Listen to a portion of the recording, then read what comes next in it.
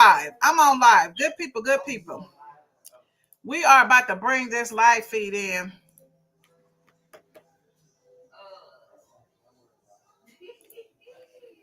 One thing I do know about I've been the seeing activation people, switches for undercover vehicles is I've been they seeing are the people typically not comment, as making straightforward as comments. you You would know, find we gonna in make our a comments. police The cruiser. white They're folks gonna make usually their out of sight comments. a little bit by design, and so I can imagine that The thing is, when you lose your dexterity. I'm gonna keep saying what I gotta say.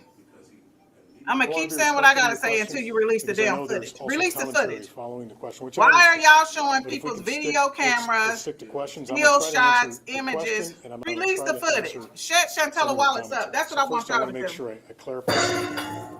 Shut me up. Sergeant Ronk, it wasn't until the second pass.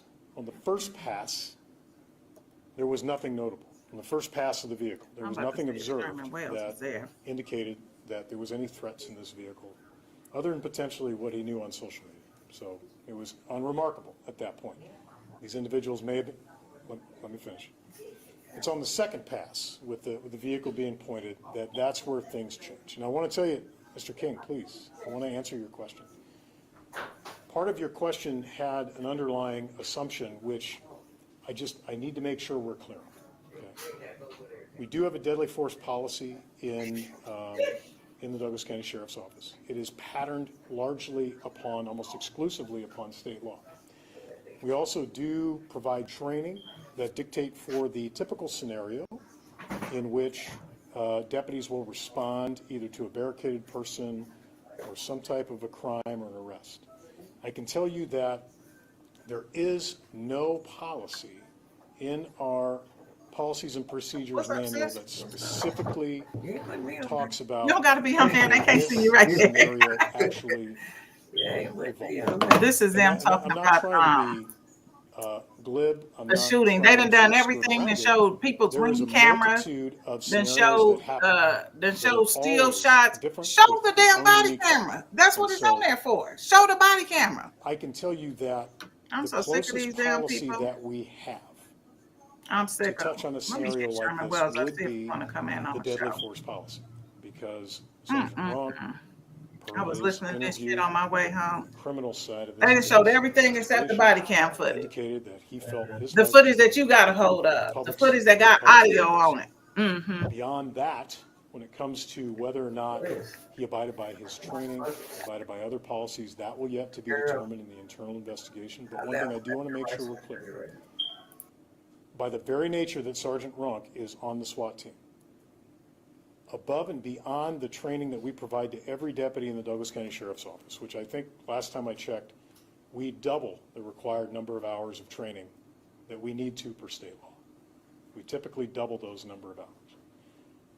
Sergeant Ronk is even further beyond that because he is engaged every month in 2 dedicated days of SWAT training in which they specifically deal not only with high-risk entry scenarios, but also close quarter combat scenarios, de-escalation scenarios,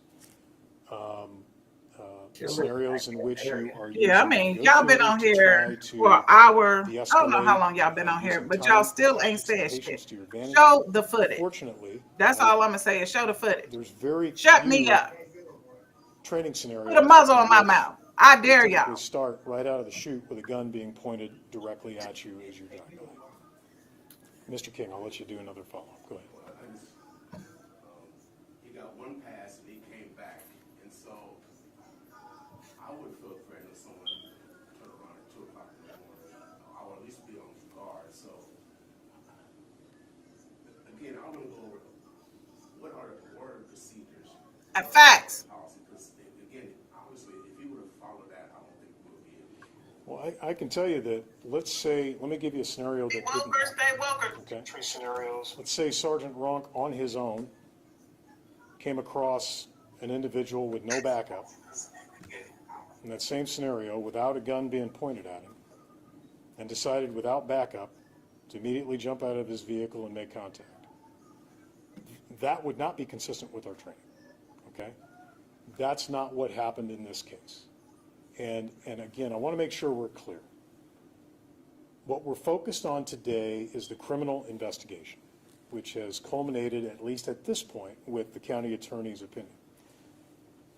I would not be doing my job if I gave you a definitive conclusion about whether or not how I thought the administrative internal investigation was going to turn out.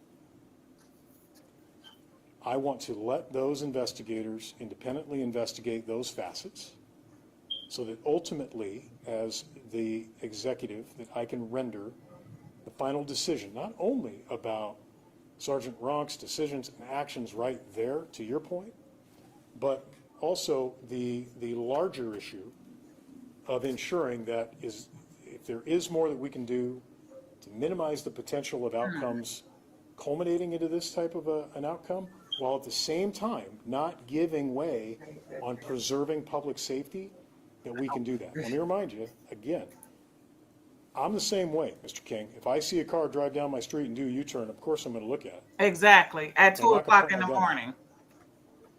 And I'm not going to point my gun at it, because it could be an Uber driver, it could be a neighbor, it could be someone lost, it could be someone looking at their map. There's a multitude of reasons that could be completely legitimate of why someone might drive exactly like Sergeant Ronk did, or even just a police officer doing surveillance.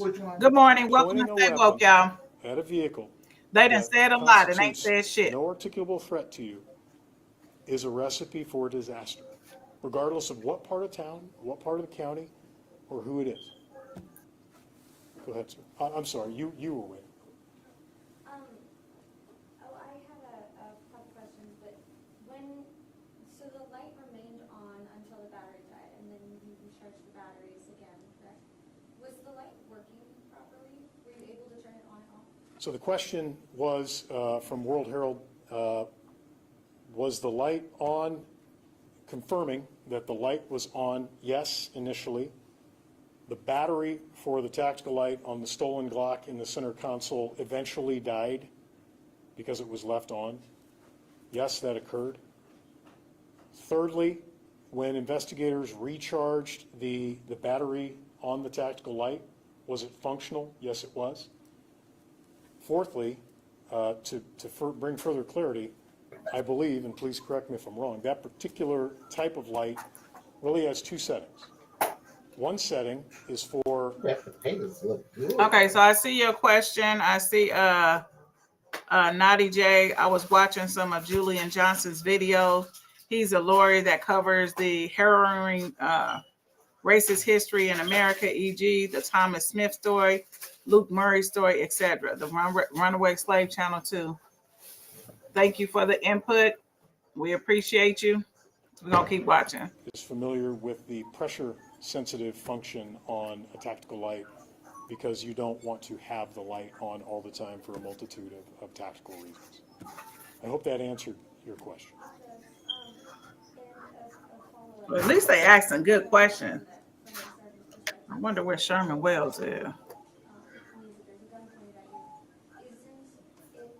I don't want no parts of Sherman. You don't want no parts of it. Them. Oh, yeah. Unfortunately, we can't interview Mr. Ibrahim to determine his intent, but I can tell you that even if he had the best intentions to illuminate somebody who was driving down his street with a weapon-mounted flashlight on a loaded gun, there's no scenario in which a reasonable person, in my opinion, would think that that's an appropriate usage of that type of firearm companion equipment. Yeah, yes. What reason did the investigators have to believe that Ibrahim did not lawfully possess the firearms in the social media photos? Okay. So, again, I'm going to go just some broad-based potential as someone that's conducted firearms investigations myself. You obviously have what is believed to be drug use in the videos that day during the possession of the firearm. That, in and of itself, drug use in possession of a firearm is a violation of federal law, But also, when it comes to the state constitutional carry law, you are not allowed to engage in permitless carry, whether you're 18, 19, 20, 21, while using or possessing narcotics. That is, or drinking. That is a flat-out prohibition. I would say, in addition, looking at that video, at least two of the individuals in that image look very young, one of which was 17 years old, the young juvenile probationer. Samuel Guy was 18 years old, but could easily be mistaken. I look at his mugshot, I still think he looks 12. He looks very young. But then also, in terms of what Deputy Smolin knew in terms of the frequency of the different type of guns, guns are not cheap if you buy them through traditional sources. And so I think it's fair to say that when you do see someone in possession of multiple types of weapons, is it outwardly a sign of illegal activity 100%? No. But is it notable in terms of a potential reality of someone who is either involved in a straw purchase situation or has access to underground market firearms or being passed through a gang? Yes, it could be. And I think in this case, although there was no label on the gun in the video that said this gun is stolen, exactly what was suspected was what transpired. There was marijuana located in the vehicle. One of the firearms was stolen.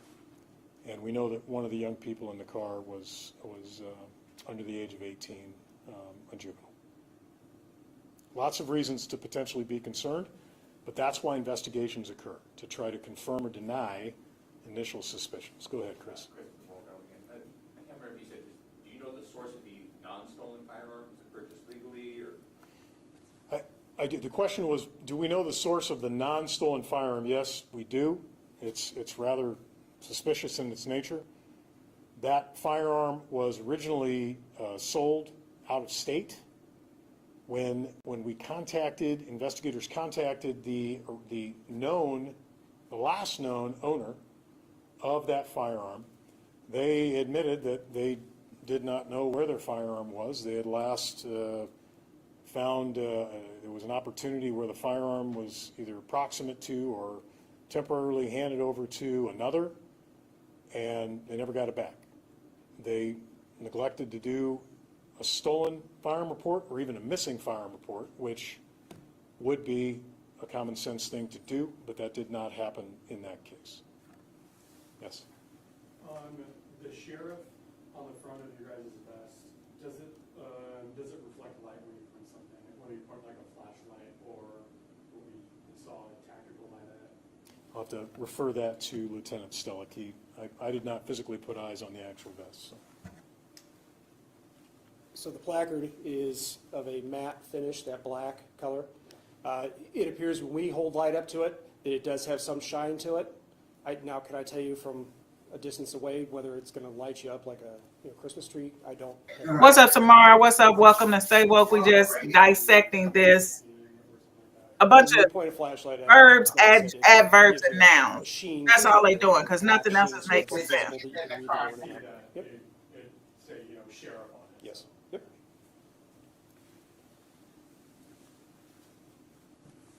Maddie? Madam Chancellor, will Sergeant Rock remain on administrative leave at this point until the internal investigation is completed? The question is essentially how long will Sergeant Ronk remain on administrative leave as this investigation progresses? I don't have an exact time on that. I anticipate Administrative paid that leave. he will Administrative remain paid on leave. Let's administrative get that leave right. until, at minimum, until the administrative. So here's the thing. Administrative paid leave when it comes to law enforcement ain't nothing but a vacation. Don't get it wrong. Subject of any other instances of weapons being flashed at people as driving by or anything like that, or any other parts of the firearms investigation? I don't have that information. I can tell you that being at the scene that morning, and I can't remember which media source it was. I think if you were there, you could probably speak to it yourself, and it might have been someone in this room, that there was a media team that had indicated that there was neighbors who had approached them saying that this was essentially a problem area for individuals hanging out, causing issues. And I don't know if investigators had any other follow-up with neighbors. You can imagine that this isn't, it's very uncomfortable for neighbors. Okay, I'm tired of this bullshit, so I'm about to get out of here. This is a waste of damn time.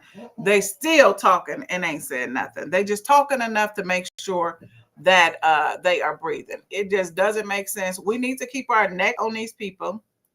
Again, keep our necks on these people, because them, the way that they, I mean, if they had something, they definitely would have showed it, because that's the first thing they do.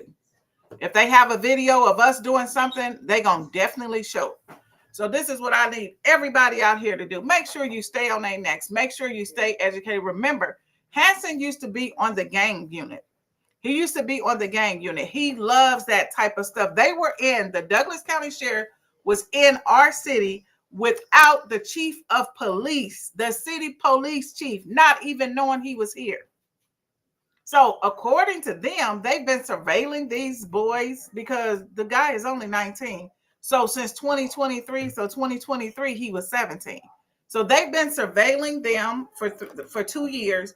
And then what made last night, I mean, what made the 22nd so important that they had to initiate contact? That's the question. The big question is, where the fuck is the footage? Shut me up. Shut me up. Shut me up. Shut me up. Show me the footage, and y'all won't hear me talk about it no more. Show me the footage showing that young man at 2:30 in the morning, the police officer 62 feet away, 62 feet away. Y'all already know, first of all, North Omaha streets are not well lit. 62 feet away, and he can tell somebody got a gun in black clothes on the side of their leg. Come on, y'all, just make it make sense. This ain't no damn movie. You don't have superpower. Now, if Superman was there, yeah, he probably could identify that it was a gun on the side. But a regular human, 62 feet away, 62 feet away, it's 2:30 in the morning. Don't identify yourself as a police officer, got on dark colored clothes, and you walking up to somebody's car. Yeah, in North Omaha, what y'all call a rough area. All right, I'm out. I'll check back with y'all. I'm going on vacation with my siblings. They have made it here from Missouri. We are headed to the house. Y'all see me fishing? Y'all see me? Y'all seen I caught that big old catfish. I let my sister say that she caught it, but she really didn't. But I'll see y'all. I'll see y'all later. Y'all already know what time it is. Before you go to sleep, you got to do what? Blah, blah, blah.